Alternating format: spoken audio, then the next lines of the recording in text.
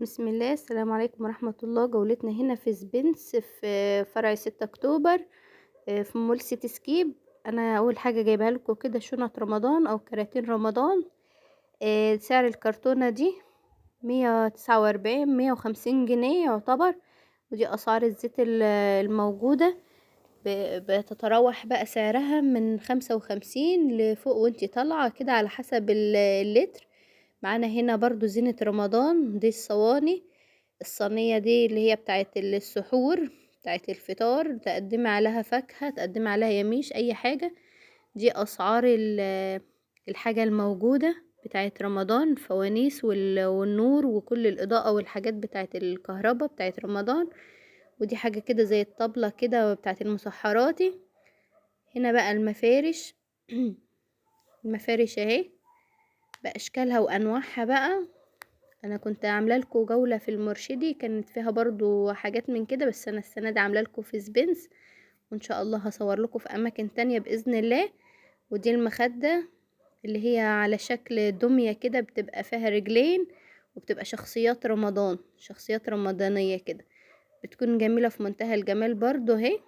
تعلقيها، تحطيها على ركنه، على انتريه، على اي حاجه. اعذروني بس صوتي بس تعبان شوية علشان أنا لسه طالعة من دور تعب شديد جامد جدا. فأسألكم كده الدعاء إن شاء الله. ودي بقى الحبال النور والإضاءة، دي شخصيات برضو رمضانية جميلة جدا. دي أكياس هيكس على بعضه، الحبل ب5 متر.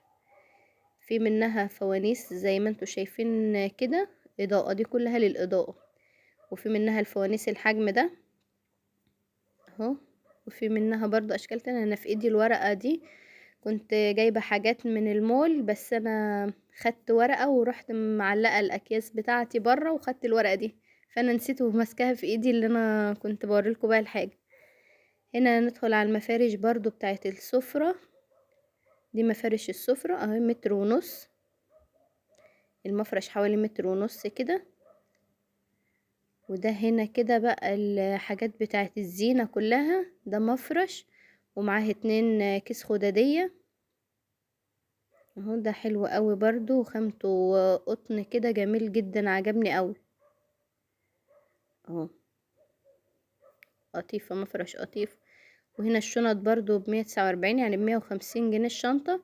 ومكوناتها اهي، تقدروا تثبتوا الفيديو كده وتعرفوا المكونات اهي. انا جايبها لكم في الكرتونة. هي عبارة عن زيت وسكر ورز وصلصة و...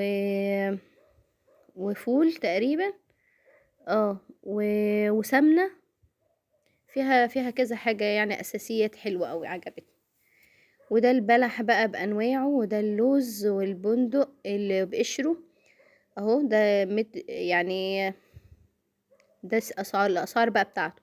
دي القراصية والمشمشية، وده التين المجفف، وده البلح، وده الزبيب، ودي الصوبيا بقى والعصاير بانواعها والعين الجمل اهو. الاسعار واضحة معاكم اهي اهو. انا صورت لكم حاجة رمضان بس. وده التانج، العلبة بقى كانت ب40 جنيه او ب41 جنيه تقريبا اهو. البلح ده. ودي قراصية، القراصية دي انا مسكتها بايدي اهو، بوريها لكم ان هي طرية جدا، حلوة قوي، عجبتني جدا، طازة. ودي المشمشية دي كانت حلوة قوي قوي، وحجمها كده شيك كده وصغنن وسعرها بسيط، ابسط من الكبيرة. وده البلح الناشف بقى، لزوم الخشاف والحاجات اللي هنبلها كده ان شاء الله في رمضان. وده البلح ده سيوي بس في منتهى الجمال. ده الكيلو منه كان ب50 جنيه، حلو قوي وطري، طعمه جميل جدا اهو. ده انا بصوركم بقى المشمشية والقراصية والزبيب، ودي الاسعار بتاعتهم اهو. اهو جايبه لكم شكل الحاجة بالاسعار بتاعتها. ودي القراصية. ده بقى هنا التين المجفف وقمر الدين. اسعار قمر الدين بتبدأ من 18 جنيه لحد 80 جنيه اهو. بادئ معاكم اهو السعر 17 جنيه 95 قرش، يعني نقول 18 جنيه اغلى سعر موجود. 79 100 ب80 يعني من 18 ل80. كل اللي في النص ده هتلاقي الاسعار بتتراوح. الزبيب هنا ب50 جنيه. الزبيب اللي انتوا شايفينه ده للكيلو، سعر الكيلو ب50 جنيه. الزبيب ده عجبني جدا، الواناته تحفة، الوانات كده في بعضها عاملة زي الفواكه المجففة كده اللي هي الالوان. هو الزبيب ده كان نفس النظام كده، والزبيب ده الاصفر ده عجبني قوي وجبت منه، حلو قوي قوي وسكره جميل جدا، حلو عجبني قوي. والزبيب الاسود والزبيب اللي هو العادي بتاعنا والزبيب الالوان ده شيك، شكله شيك اساسا ان لما تيجي تزيني بيه الحاجه.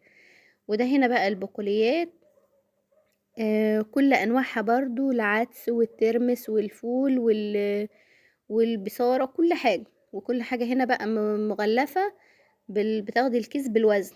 وده الفشار، وهتلاقي الرز البسمتي اهو، والفول بتاع التدميس. الاسعار فول التدميس ده كانت ب35 جنيه الكيلو. ودي الحمص، حمص الطبيخ، وده الرز البسمتي برضو، وده القمح للبليلة والحاجات دي، وده فنكوش، وخلطة البانيه الكريسبي حلوة قوي، حلوة قوي في المقرمشات والبانيهات والناجتس والزنجر والستريبس، كل حاجة. ودي بهارات. والفراخ بقى اللي هي ما عندهاش وقت، اللي مش عارفة تتبل، مش عايزة تتبل، عايزة تريح دماغها، كل حاجة متوفرة. وان شاء الله هندخل اهو على السمك.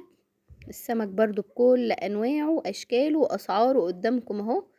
يا رب الجولة هنا تكون عجبتكم، وان شاء الله مش هاخر عليكم باذن الله، هنتظر منكم دعوة كده في ظهر الغيب باذن الله. ان شاء الله ربنا يهتم شوية كده على خير، عشان انا قايمة من دور تعب جامد جدا. ويا رب كده الجولة تكون عجبتكم، ولو عجبتكم بقى ما تنساش تحطوا لي لايك وتشتركوا في القناة لو انتم مش مشتركين، وتفعلوا زر الجرس على الكل عشان يوصلكم كل حاجة انا هعملها لكم. واسيبكم في رعاية الله وامنه، والسلام عليكم ورحمة الله.